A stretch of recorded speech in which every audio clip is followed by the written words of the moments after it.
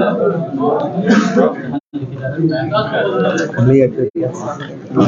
कर।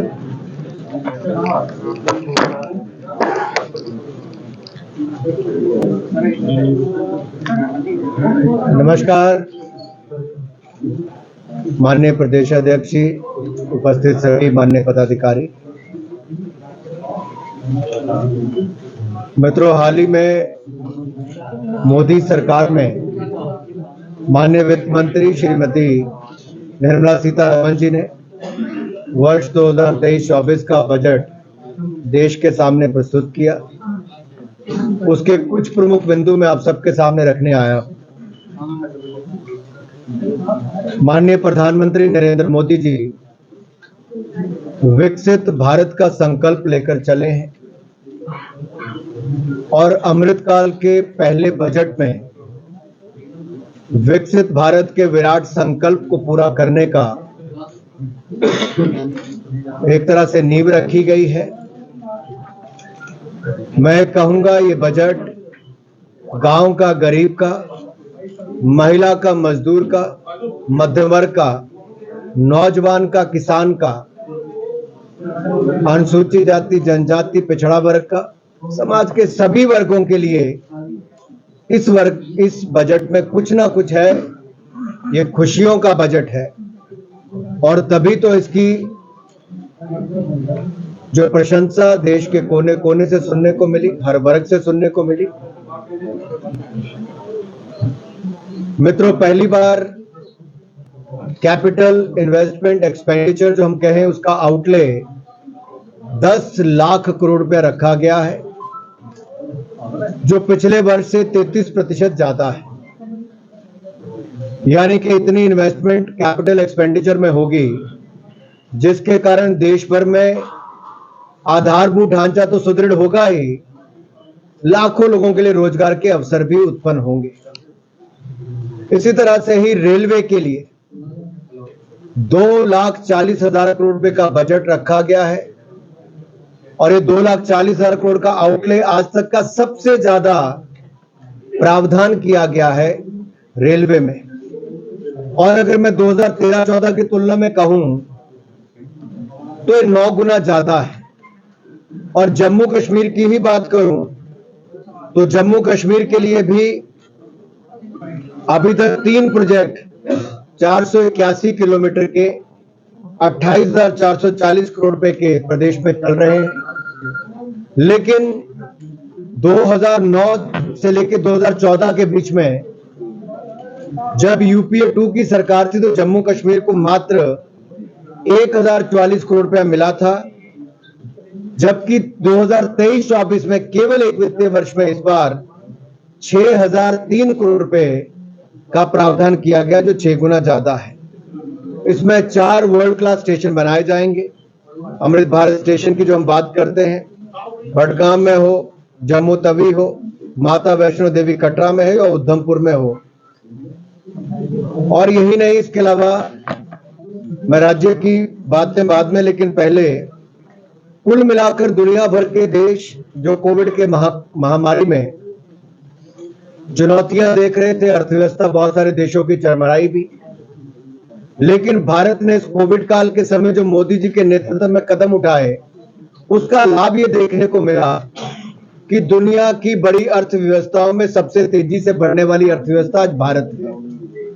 और इस वर्ष भी आंकलन ये है कि 7% की दर से भारत में जीडीपी की दर रहेगी। वहीं पर अगर मैं गरीबों की बात करूं तो प्रधानमंत्री आवास योजना में 3.5 करोड़ से ज्यादा पक्के मकानों की स्वीकृति हुई। लगभग 3 करोड़ के लगभग पक्के मकान बनाकर दिए जा चुके हैं। और आज तक का सबसे बड़ा बजट प्रधानमंत्री आवास योजना में 79,000 करोड़ रुपए का बजट का प्रावधान किया गया है, जो पिछले वर्ष की तुलना में 66% ज्यादा है। इसी तरह से किसानों के लिए भी 20 लाख करोड़ रुपए का किसान क्रेडिट का प्रावधान है, ताकि उनको ऋण की सुविधाएं ज्यादा हो सके और किसान अपने खेती बाड़ी में भी और आगे काम कर सके। एमएसएमई सेक्टर जो हमारा लघु सूक्ष्म उद्योग है, उसमें भी 2 लाख करोड़ रुपया एमएसएमई क्रेडिट गारंटी स्कीम के अंतर्गत रखा गया है, जो 9,000 करोड़ रुपए का जो भारत सरकार ने अपनी ओर से उसके लिए प्रावधान किया है। लेकिन ये 2 लाख करोड़ का लाभ क्या होगा? जो सूक्ष्म लघु उद्योग हैं उनको ज्यादा पैसा मिल पाएगा, बगैर कोलेटरल के मिलेगा, और इसमें ब्याज दर भी 1% से ज्यादा कम रहने वाली है। इसी तरह से ही युवाओं की अगर मैं बात करूं, तो युवाओं के लिए फ्यूचर वर्क 4.0 की जब हम बात करते हैं, जिसमें आर्टिफिशियल इंटेलिजेंस है, कोडिंग है, 3D प्रिंटिंग है, इंटरनेट ऑफ थिंग्स है, इनके का काम भी लाखों लोगों को प्रधानमंत्री कौशल किया जाएगा, और 47 लाख युवाओं को स्टाइपेंड देने का काम भी किया जाएगा। इसके लिए भी करोड़ों रुपए का खर्चा आएगा। फिर 30 स्किल इंडिया इंटरनेशनल सेंटर देश के अलग अलग कोनों में खोले जाएंगे, ताकि प्रशिक्षण भारत के युवाओं को दिया जा सके। 3 centre of excellence artificial intelligence के खोले जाएंगे, ताकि भविष्य के जो रोजगार है उसको लेकर भी आज के युवाओं को प्रशिक्षित किया जा सके, उनको अवसर दिए जा सके। यही नहीं मित्रों, अगर अब तक का भी आप देखेंगे तो बहुत सारी ऐसी, मैं उसमें उपलब्धियों पे तो बाद में आऊंगा। मध्यम वर्ग के लिए मुझे याद है पिछली बार भी जब मैं जम्मू भी आया और उससे पहले कुछ राज्यों में और गया, तो एक चर्चा आती थी कि मध्यम वर्ग के लिए क्या इनकम टैक्स में राहत कब दोगे। मुझे कहते हुए प्रसन्नता है कि 7 लाख रुपए तक आपको 1 रुपया भी टैक्स नहीं देना। जो हमारे सरकारी कर्मचारी हैं या आज के भी हमारे जो बाकी व्यापारी, आपको 7 लाख रुपए तक कोई टैक्स नहीं देना है। जो आपको पुरानी टैक्स व्यवस्था के हिसाब से 33,800 रुपए देने पड़ते थे, और इसी तरह से अगर आप देखो तो 9 लाख पर पुरानी कर व्यवस्था के हिसाब से आपको 62,400 देने पड़ते थे, नई के हिसाब से 45,000 रुपए ही देने पड़ेंगे, यानी कि 5% आपको केवल टैक्स लगेगा। और अगर आप 15 लाख रुपए तक की आय आपकी है, तो आपको 45,000 रुपए का फायदा इस पे होगा। अब आपको केवल 1.5 लाख रुपया ही इस पे टैक्स देना पड़ेगा, यानी कि 10% ही आप उसके ऊपर टैक्स दे रहे हो। ये अपने आप में जहां एक और देश में पिछले 2-3 साल में जहां एक और इनडायरेक्ट टैक्सेस में भी लगातार जीएसटी की कलेक्शन बढ़ी, कभी 1 लाख करोड़ रुपए भी नहीं होता था, तो अब 1,60,000 करोड़, 1,50,000 करोड़, 1,48,000 करोड़, इस तरह की कलेक्शन आती है। तो वहीं पर डायरेक्ट टैक्सेस, जिसको हम इनकम टैक्स का पैसा वो देता है, मोदी सरकार उसको गरीबों के कल्याण पर, देश के विकास पर खर्च करती है। और इसीलिए टैक्स में राहत भी दी गई कि मध्यम वर्ग को इसमें राहत भी मिले, गरीबों को, लोअर इनकम ग्रुप को भी इसमें लाभ मिल सके।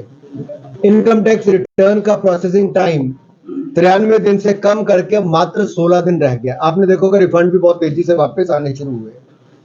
इसी तरह से ही हमने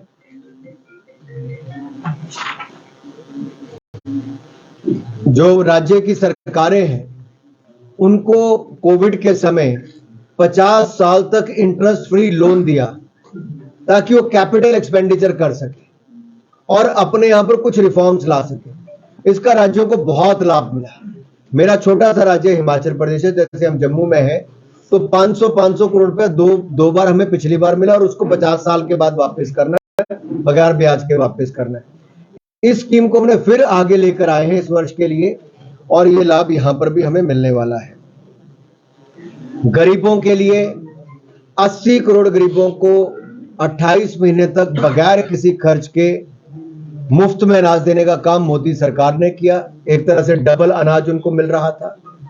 अब हमने अंत्योदय के लिए भी, और जो प्राथमिकता के वाले परिवार हैं उनको भी मुफ्त में अनाज मिलता रहेगा। इस साल के हमने उसको भी प्रावधान किया। 2 लाख करोड़ रुपए इसके ऊपर खर्च आएगा, और ये 2 लाख करोड़ रुपए से 80 करोड़ लोगों को तो लाभ मिलेगा ही, साथ में प्राथमिकता वाले, हमारे अंत्योदय और प्राथमिकता वाले इन परिवारों को लाभ मिल पाएगा। मित्रों, हम लोग किसानों की बात करते हैं तो 11 करोड़ किसानों को 2,26,000 करोड़ रुपया प्रधानमंत्री किसान सम्मान निधि के माध्यम से हम अब तक दे चुके हैं। और पिछली बार भी जब पिछले 1-2 सालों में दुनिया भर में फर्टिलाइजर्स के, यूरिया के दाम 3 गुना बढ़ गए, मोदी सरकार ने किसानों के ऊपर बढ़ते दामों का कोई बोझ नहीं पड़ने दिया, 1 रुपया भी नहीं बढ़ाया।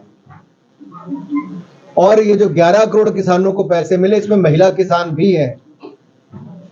अब भी किसानों को कई बार क्या है, जल्दबाजी में सामान बेचना पड़ता था, स्टोरेज की सुविधा नहीं थी। अब हम पंचायत स्तर पर स्टोरेज की सुविधा बनाएंगे, किसान जब चाहे तब अपने अनाज को बेचे, जब मंडी में उसको दाम अच्छा मिले, ई-नैम के माध्यम से बेचे, या बाकी कंप्यूटराइजेशन हम जो कोऑपरेटिव सोसाइटी से लेके बाकी का कर रहे हैं, जिसमें 25,000 करोड़ रुपए अलग से खर्च हो रहा है, वो अलग है। तो ये डिसेंट्रलाइज्ड स्टोरेज कैपेसिटी हम देश के हर जिला में पंचायत स्तर पे बनाने जा रहे हैं, ताकि किसान वहां पर भंडारण कर सके। और मिलेट, जिसको हम मोटा अनाज भी एक तरह से कहते हैं, रागी है, बाजरा है, इस तरह से हम उसकी भी पैदावार करने के लिए इसको बढ़ावा देंगे। श्री अन्न, इसको हमने जो प्रोग्राम का नाम दिया है, अब इसमें न्यूट्रिशन वैल्यू भी है। छोटा और सीमांत किसान इसको केवल पैदा करता है, इसकी एक्सपोर्ट भी ज्यादा होगी तो किसान को आय भी ज्यादा होगी। मत्स्य पालन के ऊपर भी, यानी कि फिशरीज के लिए भी 6,000 करोड़ रुपए की एक सब स्कीम अलग से लेकर आए हैं। जैसा मैंने कहा, 20 लाख करोड़ रुपए हमने पशुपालन, डेयरी और मत्स्य पालन इसके लिए रखा है, ताकि हमारे किसानों के साथ साथ डेयरी, एनिमल हस्बेंड्री और फिशरी, इन सबको भी इसका लाभ मिल सके। मित्रों, हमारे ट्राइबल क्षेत्र, चाहे जम्मू कश्मीर से लेकर नॉर्थ ईस्ट तक सभी हो, या देश के अन्य राज्यों में भी, ट्राइबल्स के लिए विशेष तौर पर 740 एकलव्य स्कूल बच्चों के लिए खोले जाएंगे। 3.5 लाख ट्राइबल बच्चों को इसका लाभ मिलेगा। 38,000 टीचर्स की नियुक्ति की जाएगी और इसके माध्यम से हमारे युवाओं को आगे बढ़ने का अवसर मिलेगा। इसी तरह से ही पीएम विश्वकर्मा कौशल सम्मान, यानी कि पीएम विकास, इसकी शुरुआत की जा रही है, जहां पर हमारे जो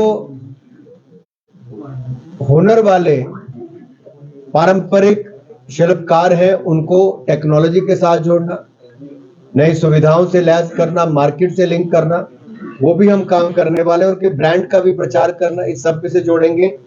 और इसलिए पीएम विकास योजना को हम लेकर आए हैं।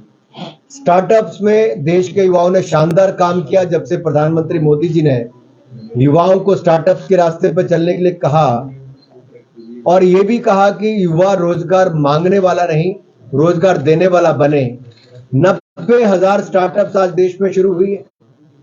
India has become the 3rd largest startup ecosystem in the world. जहां दुनिया में हमारा कहीं नाम नहीं था, दुनिया में भारत का स्टार्टअप 3रा सबसे बड़ा इकोसिस्टम बनकर तैयार हुआ है। और 107 भारतीय स्टार्टअप्स यूनिकॉर्न का दर्जा प्राप्त किए। लगभग $30 बिलियन इनकी वैल्यूएशन है। तो लाखों लोगों को रोजगार भी दिया और आगे भी। अब इनके लिए हमने 1 साल के लिए और इनकम टैक्स का छूट भी दे दी है। लॉसेस बुक करने हो तो आप उसको भी कर सकते हैं, लॉसेस को कैरी फॉरवर्ड करना है तो उसका भी आपको इसमें प्रावधान किया है। महिलाओं के लिए भी महिला सम्मान बचत पत्र 2 लाख रुपए के आप डिपॉजिट करेंगी। महिलाएं, युवतियां, महिलाएं दोनों ही कर सकती हैं। और 2 साल के इस बचत पत्र में 7.5% आपको ब्याज मिलेगा, जो अपने आप एक बहुत आकर्षण। यही नहीं, सेल्फ हेल्प ग्रुप 80 लाख से ज्यादा हमारे पूरे देश में है। 9 करोड़ महिलाएं इससे जुड़ी हैं। इन 9 करोड़ महिलाओं को जिस तरह से हमने किसानों के लिए एफपीओस बनाए, फार्मर प्रोड्यूसर ऑर्गेनाइजेशन, या उनको मार्केट लिंकेज करने का काम किया, इसी तरह से सेल्फ हेल्प ग्रुप की महिलाओं को, जो स्वयं सहायता समूह जिसको हम कहते हैं, उनकी 9 करोड़ महिलाओं को हम मार्केट लिंकेज देने का काम, टेक्नोलॉजी से जोड़ने का काम, ये सब करने वाले हैं। कोऑपरेटिव सेक्टर पर हमने शानदार काम किया है। नया कोऑपरेशन मंत्रालय अलग से बनाया है, जैसे स्किल मंत्रालय अलग है, कोऑपरेशन मंत्रालय अलग बना है, पहली बार बना है। देश भर की कोऑपरेटिव्स को जहां एक और 3 लाख रुपए कैश तक के लिए हमने वो छूट अलग से की है, इनकम टैक्स में राहत उनको दी है, स्लैब कम किया है। वहीं पर ही हमने उनके कंप्यूटराइजेशन के लिए भी हजारों करोड़ रुपया खर्च करने का काम किया, कर रहे हैं, उसका प्रावधान इसमें किया है। यही नहीं, लास्ट माइल कनेक्टिविटी को देखते हुए 75,000 करोड़ रुपए का प्रावधान अलग से किया। ऐसे प्रोजेक्ट जिस पे हम कोयला, कॉटन या फर्टिलाइजर्स, माइनिंग, इस सब के जोड़ के जहां पर ट्रांसपोर्टेशन को और आसान किया जा सकते हैं, टाइम कम हो, उसके लिए भी इसका प्रावधान किया गया है। अब ट्राइबल वाले बच्चे जो हमारे हैं, अनुसूचित जाति के और अनुसूचित जनजाति के, इनके लिए भी क्या किया है? इनके लिए भी जो स्कॉलरशिप है वो 6,359 करोड़ रुपया हमने अनुसूचित जाति के बच्चों के लिए इसमें अलग से करने का प्रावधान किया है। शहरी जो सुविधाएं हैं उसमें शहरी आवश्यकताओं को देखते हुए, क्योंकि देश के लगभग 35% आबादी आज शहरों में रहती है और टीयर 2, टीयर 3 के जो शहर हैं, जैसे जम्मू भी हमारा उनमें से एक आएगा, 10,000 करोड़ रुपए का प्रावधान उसमें किया है कि एक नए शहरी बुनियादी ढांचा विकास कोष इसको हम बनाएंगे और इसमें रहने वाले शहरों को जो सुविधाएं चाहिए उसको भी इसमें देकर करेंगे। इसी तरह से ही टूरिज्म सेक्टर को और महत्व देने के लिए टूरिज्म के लिए भी अलग से एक फंड क्रिएट किया गया है, ताकि उसमें अलग अलग शहरों के ऐसे 50 हम लोग डेस्टिनेशंस को चुन पाए, जो नए स्थलों को विश्व स्तरीय पर्यटन स्थल हम बनाएंगे। और यही नहीं, यूनिटी मॉल भी हम राज्य में खोलेंगे, ताकि वन डिस्ट्रिक्ट वन प्रोडक्ट के प्रोडक्ट्स को, सेल्फ हेल्प ग्रुप के प्रोडक्ट्स को, उनमें भी हम स्थान देने का काम कर सकें। वेस्ट टू वेल्थ, क्योंकि कचरे से आप आय कैसे कर सकें। एक और जहां गोवर्धन योजना हम लेकर आए हैं, ऐसे 500 यूनिट लगवाएंगे, 10,000 करोड़ रुपए का प्रावधान उसके लिए भी किया गया है। तो दूसरी ओर भारत को ग्रीन इकोनॉमी बनाने के लिए 35,000 करोड़ रुपए का अलग से प्रावधान किया। Bharat global hub green hydrogen का बने, तो उसके लिए 8 लाख करोड़ रुपए का निवेश भारत में आएगा। 8 लाख से ज्यादा के रोजगार अवसर सीधे तौर पे उसके मिल पाएंगे। जैसे लद्दाख में हम रिन्यूएबल एनर्जी के माध्यम से बिजली जो पैदा करेंगे, अब उसको इवैक्यूएशन करके ट्रांसमिशन लाइन से लाना है, तो 19,700 करोड़ रुपए का प्रावधान उसके लिए भी किया है, ताकि उसको हम इवैक्यूएट करके ले जा सकें। यही नहीं,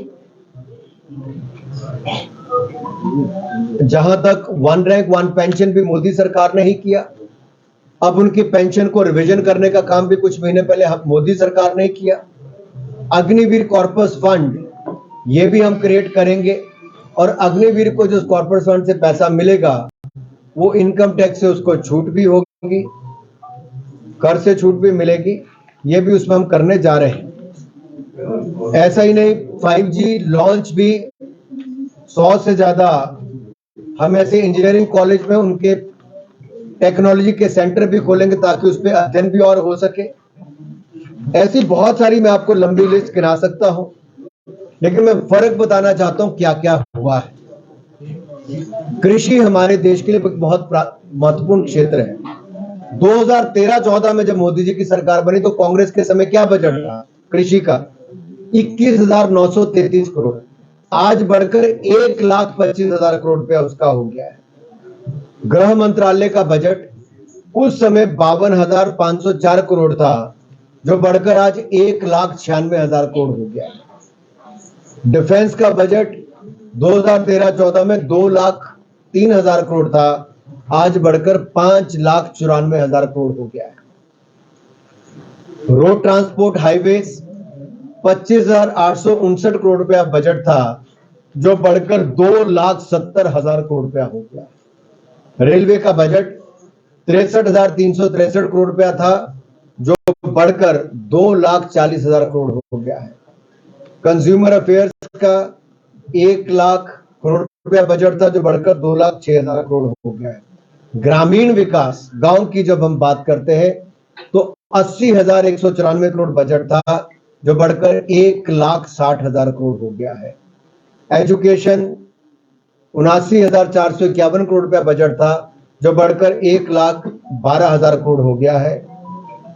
और इसी तरह से ही स्वास्थ्य का 37,330 करोड़ रुपया बजट था जो बढ़कर 88,936 करोड़ हो गया।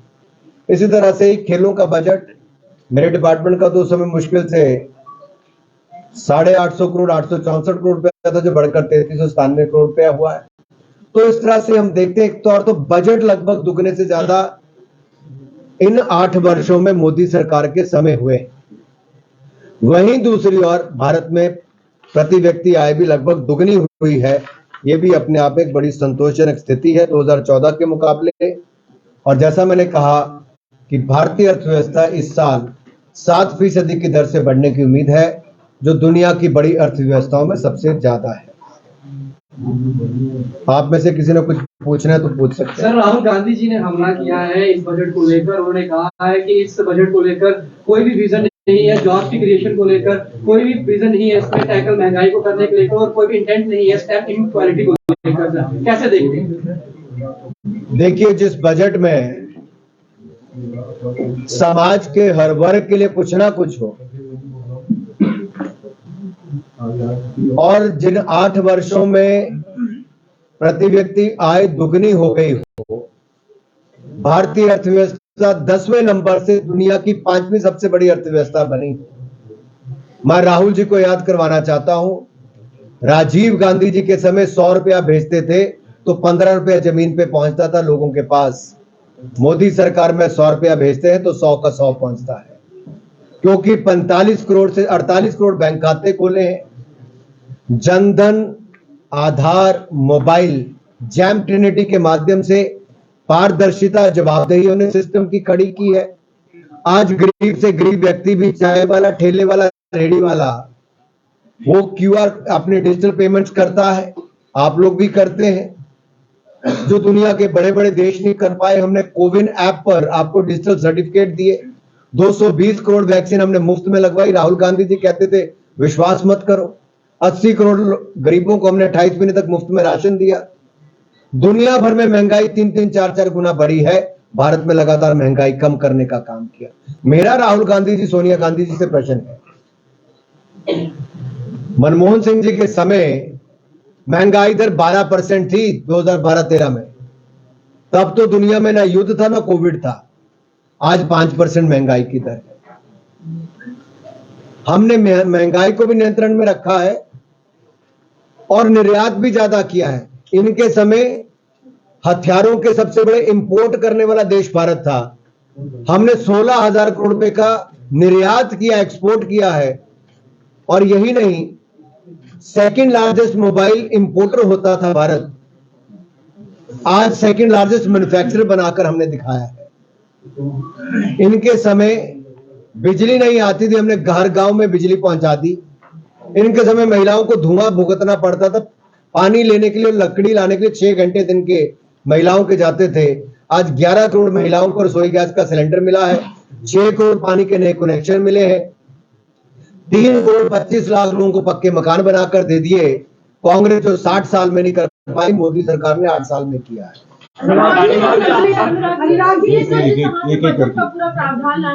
मध्यम वर्ग के लिए सबसे ज्यादा सहूलियत है, 7 लाख की, जो स्लैब की है इनकम टैक्स की। लेकिन यहाँ पर आप अमृतकाल जिसको नाम दे रहे हैं, विपक्ष उसको कह रहा है कि मित्रकाल और चुनावी चश्मे के साथ देखा जा रहा है कि अगली प्रधानमंत्री की कुर्सी की सीढ़ी यहीं से होकर चलेगी।